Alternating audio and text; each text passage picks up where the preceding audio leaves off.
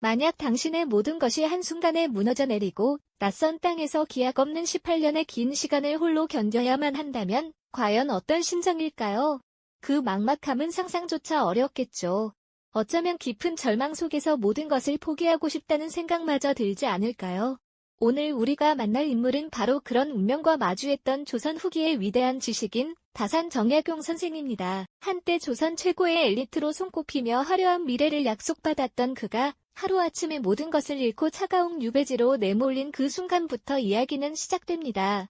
하지만 그는 단순한 고난을 넘어선 한 인간의 특별한 여정을 보여주었죠. 절망적인 상황 속에서도 자신만의 굳건한 태도와 깊이 있는 철학으로 그 시간을 극복하고 마침내 후대에까지 길이 남을 위대한 사상가로 거듭났습니다. 그의 삶은 그저 역사의 한 페이지에 머무는 위인의 이야기가 아닙니다. 부조리한 시대의 무게와 개인적인 비극 속에서 어떻게 자신만의 방식으로 운명을 개척하고 인류에게 깊은 통찰과 지혜를 선사했는지 그 생생한 기록은 오늘날을 살아가는 우리에게도 여전히 강력하고 의미심장한 질문을 던지고 있습니다. 과연 그는 무엇을 통해 그 길고 고통스러운 세월을 버텨냈을까요? 그리고 그가 남긴 위대한 유산들은 지금 우리에게 과연 어떤 깊은 의미를 주는 것일까요? 자, 이제부터 그의 드라마틱한 삶의 여정을 함께 따라가 보시죠. 조선 정조시대, 정약용은 그야말로 빛나는 재능을 가진 인재였습니다. 22살에 초시에 합격하고 28살에는 문과에 급제하며 승승장구했죠. 임금 정조의 깊은 총애를 받으며 그는 조선의 개혁 정치를 이끄는 핵심 인물로 맹렬히 활약했습니다. 그야말로 그의 앞날은 탄탄대로처럼 활짝 열려있는 듯 보였지요. 하지만 시대의 경랑은 그를 가만두지 않았죠. 정조가 갑작스럽게 승하하고 서학을 믿는다는 이유로 정적들의 모함에 휘말리게 됩니다. 결국 그는 가혹한 운명 앞에 서게 되죠. 1801년 그의 나이 39, 모든 것을 잃은 채 머나먼 강진 땅으로 유배를 떠나야 했습니다. 그 순간 그의 심정은 어떠했을까요? 한때 나라의 미래를 설계하던 지식인이 하루아침에 죄인의 신분으로 전락하여 가족과 고향을 떠나야 하는 처지. 그가 도착한 강진은 그야말로 낯설고 외로운 땅이었습니다. 처음에는 몸을 2일 곧조차 마땅치 않아 주막에서 생활해야 할 정도로 비참한 환경이었죠. 모든 것이 무너진 듯한 절망감과 고독감이 그를 덮쳐왔을 겁니다. 어쩌면 이대로 모든 것을 놓아버리고 싶다는 유혹에 시달렸을지도 모릅니다. 하지만 다산 정약용 선생은 다른 선택을 했습니다. 그는 그 깊은 절망의 늪에서 허우적대기보다는 오히려 자신의 내면에서 새로운 길을 모색하기 시작했던 것이죠. 그에게 유배는 단순히 고통스러운 형벌이 아니었습니다.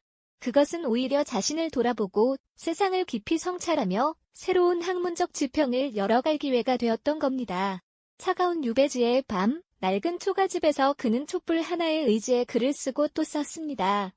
외로움과 고독은 그의 학문적 열정을 더욱 불태우는 연료가 되었죠. 그는 강진 백성들의 고통을 직접 눈으로 보고 귀로 들으며 그들의 삶 속에 녹아있는 부조리를 깨달았습니다. 그리고 그 깨달음을 자신의 학문에 고스란히 담아내기 시작했습니다. 백성들의 고단한 삶을 보듬고 민생의 어려움을 해결하며 더 나은 세상을 만들고자 하는 그의 지적 열정은 유배지라는 한계 속에서 오히려 더욱 뜨겁게 타올랐습니다. 그의 손끝에서 여는 호라살과로 목민심서 닿는 호라살과로와 여는 호라살과로 경세유표 닿는 호라살과로 같은 위대한 저서들이 하나둘씩 태어나기 시작했습니다. 그에게 유배는 절망이 아닌 새로운 시작이었던 셈이죠. 어쩌면 우리는 다산 정약용 선생의 삶을 통해 진정한 희망이 가장 깊은 절망 속에서 어떻게 피어나는지를 분명히 배울 수 있을 겁니다. 그의 위대한 이야기는 계속됩니다. 절망 속에서 피어난 희망의 불꽃은 그렇게 다산 정약용 선생의 삶을 환하게 비추기 시작했습니다. 18년이라는 기나긴 유배의 시간은 분명 모진 고통과 시련의 연속이었겠지만 그는 그 속에서 좌절하기보다 오히려 새로운 지적 여정을 시작하는 계기로 삼았죠. 차가운 강진의 초가집에서 그는 촛불 하나에 의지해 밤늦도록 책을 읽고 또 읽으며 자신만의 철학을 깊이 탐구했습니다. 마치 가뭄 끝에 단비를 만난 나무처럼 그의 학문적 갈증은 유배지라는 척박한 땅에서 더욱 뜨겁게 타올랐습니다. 그는 단순히 책상 물림 학자에 머물지 않았습니다. 강진 백성들의 고단한 삶을 직접 눈으로 보고 그들의 아픔과 절규를 귀 기울여 듣는 것을 게을리하지 않았죠. 부패한 관리들의 횡포에 시달리는 농민들의 현실, 가혹한 세금과 부역에 허덕이는 백성들의 모습을 보며 그는 깊은 분노와 연민을 느꼈습니다. 그리고 그 모든 경험과 깨달음을 자신의 학문에 고스란히 녹여내기 시작했습니다. 그의 지적 열정은 개인의 안위를 넘어 백성들의 삶을 보듬고 더 나은 세상을 만들고자 하는 뜨거운 염원으로 발전했던 겁니다. 그의 손끝에서 여는 호라살과로 목민심서 닿는 호라살과로와 여는 호라살과로 경세유표 닿는 호라살과로 같은 위대한 저서들이 하나둘씩 세상의 빛을 보게 되었습니다. 여는 호라살과로 목민심서 닿는 호라살과로는 관리들이 백성을 다스리는 도리를 일깨우고 당시 만연했던 부패와 무능을 통렬히 비판하며 진정한 목민관의 자세를 제시했죠.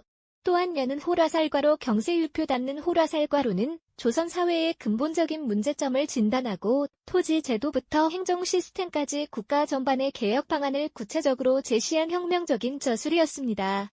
그는 유배지에서 조선의 미래를 설계하고 있었던 셈이죠. 암울한 현실 속에서도 포기하지 않고 오직 학문과 백성을 향한 사랑으로 불꽃 같은 삶을 살았던 다산의 모습은 오늘날 우리에게도 깊은 울림을 줍니다. 마침내 길고 길었던 유배의 세월이 끝나고 정약용 선생은 고향으로 돌아올 수 있었습니다. 하지만 안타깝게도 그의 명예는 쉽게 회복되지 못했습니다.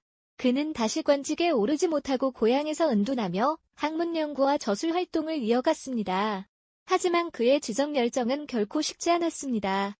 오히려 더욱 깊어진 통찰과 지혜로 수많은 저작을 완성하며 실학 사상의 위대한 완성자로서 우뚝 설 수 있었죠.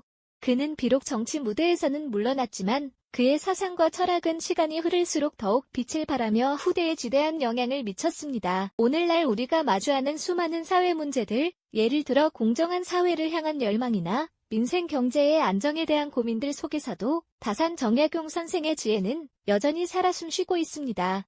그의 실학 사상은 단순히 과거의 유산이 아니라 지금 이 순간에도 우리가 나아가야 할 방향을 제시하는 나침반과도 같죠. 그는 벼랑 끝에 선 개인의 비극적 운명을 뛰어넘어 시대의 아픔을 치유하고 미래를 설계하는 위대한 지성으로 거듭났습니다. 과연 그는 어떤 마음으로 그 모든 시련을 이겨낼 수 있었을까요? 그의 삶은 우리에게 끊임없이 질문을 던지고 있습니다. 그의 삶이 우리에게 던지는 질문은 비단 과거에만 머무르지 않습니다. 그의 발자취를 따라가다 보면 오늘날 우리가 마주한 수많은 문제의 해답을 찾을 실마리를 발견할지도 모릅니다. 벼랑 끝에 선 개인의 비극적 운명을 뛰어넘어 시대의 아픔을 치유하고 미래를 설계했던 위대한 지성, 다산 정약용. 과연 그는 어떤 마음으로 그 모든 시련을 이겨낼 수 있었을까요? 그 질문에 답을 찾기 위해 우리는 이제 그의 가장 고통스러웠던 동시에 가장 빛났던 시간 속으로 들어가 보려 합니다. 바로 18년간의 강진 유배 생활 말이죠. 정조대왕의 총애를 받던 촉망받는 엘리트에서 하루아침에 모든 것을 잃고 낯선 땅으로 내던져진다는 것, 상상만으로도 숨이 턱 막히는 고통일 겁니다. 흑산도를 거쳐 강진으로 향하는 길은 그에게 단순히 지리적인 이동이 아니었습니다. 그것은 절망의 심연으로 끝없는 고독 속으로 춘잠하는 여정이었죠. 가족과의 눈물겨운 이별은 그의 가슴에 씻을 수 없는 상흔을 남겼을 테고요. 낡은 배 위에서 파도치는 바다를 바라보며 그는 과연 어떤 생각을 했을까요?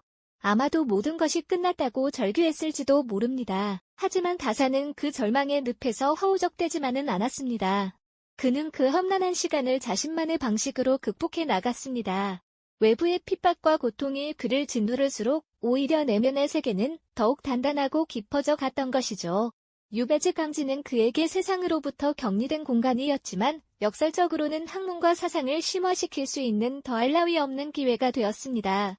고립된 초가집 촛불 아래에서 그는 밤낮 없이 책을 읽고 펜을 들었습니다. 당시 조선의 현실은 암담했습니다. 부패한 관리들은 백성을 수탈하고 민생은 도탄에 빠져 있었죠. 다산은 이러한 시대의 아픔을 외면하지 않았습니다. 그는 유배지에서 만난 강진 백성들의 삶을 직접 들여다보며 그들의 고통에 귀 기울였습니다. 땀 흘려 일하는 농부들, 굶주림에 허덕이는 아이들, 불공정한 세상에 좌절하는 서민들의 이야기는 그의 가슴을 뜨겁게 달구었습니다. 그리고 그들의 삶 속에서 그는 조선이 나아가야 할 방향을 찾았습니다. 그는 단순히 책상 물림학자가 아니었습니다. 백성의 삶을 직접 경험하고 그들의 목소리를 듣는 것에서 진정한 지혜가 나온다고 믿었죠. 이러한 깨달음을 바탕으로 그는 경세지용을 의실학 사상을 더욱 깊이 있게 정립해 나갔습니다. 나라를 다스리고 백성을 구하는데 실제로 도움이 되는 학문, 그것이 바로 그가 추구했던 실학의 본질이었습니다. 유배지 강진에서 다산은 무려 500여 권에 달하는 방대한 저술을 남겼습니다. 그 중에서도 여는 호라살과로 목민심서 닿는 호라살과로는 지방관리가 지켜야 할 도리와 청렴한 행정을 강조하며 오늘날에도 공직자의 귀감이 되는 명작으로 손꼽히죠. 또한 여는 호라살과로 경세유표 닿는 호라살과로에서는 국가제도의 개혁 방안을 제시하며 이상적인 사회를 꿈꾸었고, 여는 호라살과로 흠음심서 닿는 호라살과로를 통해서는 공정한 사법정의의 중요성을 역설했습니다. 이처럼 그의 저서들은 단순히 이론에 그치지 않고 현실 문제를 해결하기 위한 구체적인 대안을 담고 있었습니다. 다산초당이라는 작은 공간은 그의 지적 열정이 활활 타오르던 용광로와 같았습니다. 그는 그곳에서 고독과 싸우며 때로는 희망을 품고 때로는 좌절하면서도 붓을 놓지 않았습니다. 18년이라는 긴 시간 동안 그는 개인의 불행을 넘어 시대의 과제를 끌어안았고 절망의 땅에서 지식의 꽃을 피워냈습니다. 마치 척박한 땅에서 뿌리를 내리고 아름다운 꽃을 피워 올리는 강인한 생명체처럼 말이죠. 유배는 그에게 형벌이 아니라 오히려 위대한 사상가로 거듭날 수 있었던 통과 의례였던 셈입니다. 그의 강인한 정신력과 끊임없는 탐구는 우리에게 깊은 울림을 주며 어떤 역경 속에서도 희망을 잃지 않는 법을 가르쳐주고 있습니다. 유배에서 풀려난 다산 정약용의 삶은 그 후로도 결코 녹록지 않았습니다. 18년이라는 길고 긴 귀양살이 끝에 마침내 정든 고향으로 돌아왔지만 그의 관직 복권은 끝내 허락되지 않았고 정치의 한복판에서 영원히 물러나야 했죠. 하지만 그는 결코 좌절하지 않았습니다. 오히려 자신의 모든 시간을 오롯이 학문과 저술에 바치기로 결심하며 새로운 길을 택했습니다. 고향 강진의 다산초당에 머물며 그는 오직 고통받는 백성과 조선이라는 나라를 위한 마지막 사명을 다하고자 했습니다. 마치 거친 폭풍우를 뚫고 돌아온 배가 고요한 항구에 정박하듯 정약용은 이제 고향에서 자신의 위대한 지혜를 한데 모으는 응축의 시간을 가졌던 겁니다. 그가 남긴 500여 권에 달하는 방대한 저서들은 단순한 기록을 넘어 조선 사회가 나아가야 할 방향을 명확히 제시하는 청사진과도 같았습니다. 여는 호라살과로 목민심서 닿는 호라살과로를 통해 그는 탕과놀이의 수탈을 신음하는 백성들의 고통을 깊이 헤아리며 올바른 목민관이라면 어떤 자세로 백성을 돌보아야 할지 그 덕목을 상세히 일러주었죠. 또한 여는 호라살과로 경세유표 닿는 호라살과로에서는 조선의 낡은 제도와 관습을 과감히 개혁하고 백성이 진정으로 행복하게 살아갈 수 있는 이상적인 나라를 꿈꾸며 새로운 국가 설계도를 치밀하게 제시했습니다.